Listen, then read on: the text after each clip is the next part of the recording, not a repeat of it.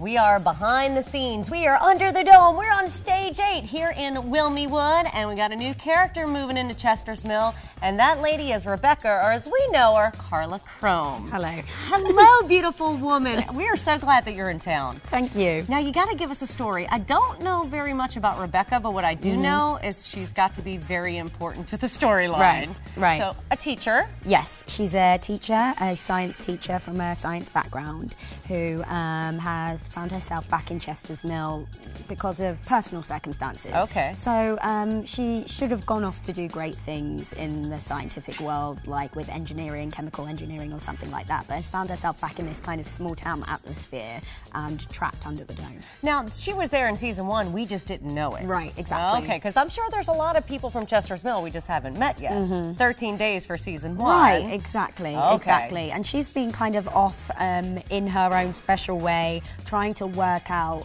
the rationality and reason behind why the dome has come down. Now, especially, like, we're going to find out in the premiere episode, this magnetic force. This is right up her alley if she's into science. Right, exactly. And that's how she's kind of drawn into the action, because this is exactly her field and what she knows about, and she wants to play a part in resolving it, or they could potentially all die. Right, exactly. Now, we've got Nori and we got Joe. Are they your students? Yes, Joe was one of Rebecca's students until 2 weeks ago Right. when all this happened, and then school kind of didn't become a priority, and obviously Nori's passing through. That's how she's found herself under the dome in the first place, so they have more of a kind of sketchy relationship.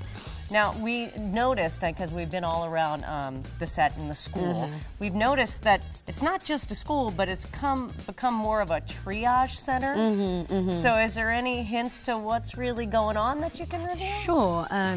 Basically with Chester's Mill, like, society has kind of stepped down, it's crumpled slightly. Right. So what was the hospital and the school is becoming a bit of a melee of madness, really. So the school has become whatever it needs to be. That's right. Yeah. Okay. Now tell me, let's talk about Wilmington a little bit. Now this is your first time in the United States filming. So your first taste of America is like the South. Yeah. So how do you feel about the South? Well, what did I expect? I expected people on the porch drinking lemonade and eating key lime pie, and I got something very different. So, That's right. So how do you feel about Wilmington? I love it. You know, it feels like a very kind of modern place to me, but with some real like nice, homely, traditional elements to it. And I love being near the beach. I love.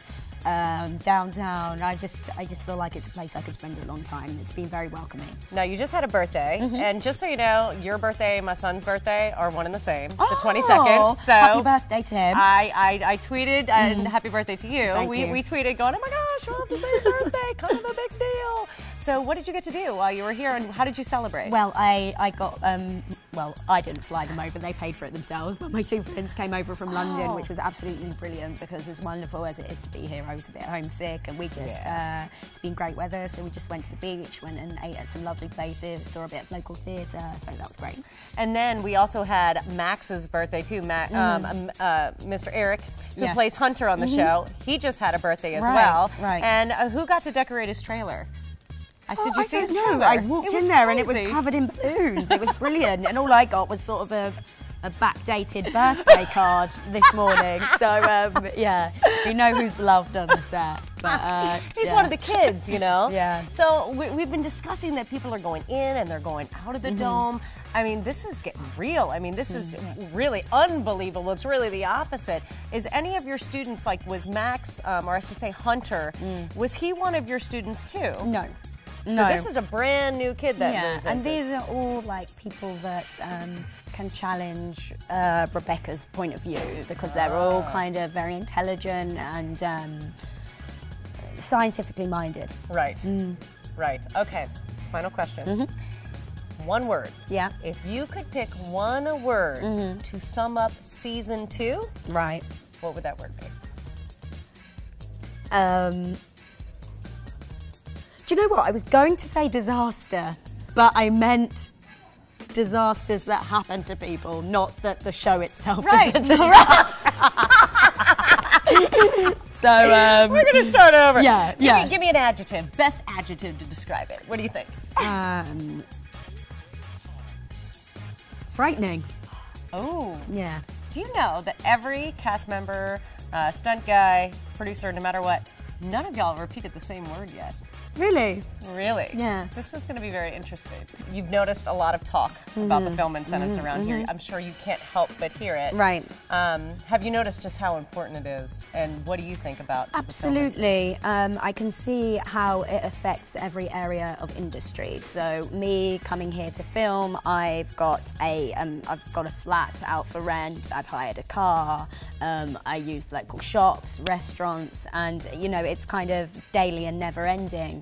And the influx of people that come in who use local businesses is huge and must have a staggering effect on the local economy. So that's exactly right.